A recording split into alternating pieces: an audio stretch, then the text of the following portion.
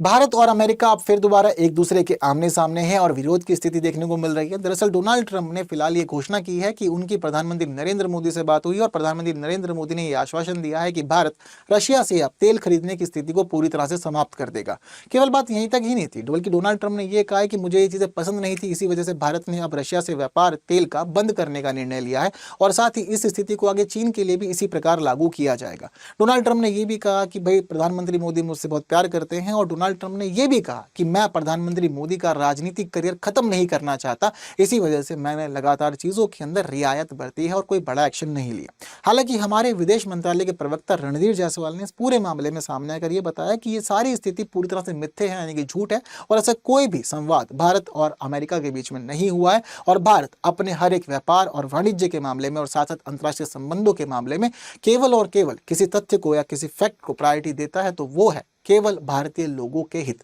जहां भारतीय लोगों के हित होंगे हम लोग केवल उसी तरफ आगे बढ़ेंगे, जहां भारतीय लोगों के हित नहीं है भारत उस दिशा में कदम नहीं रखने वाला है। बट डोनाल्ड ट्रंप के द्वारा दिए गए ये बयान अपने आप में बड़े ही मजाकिया से हैं।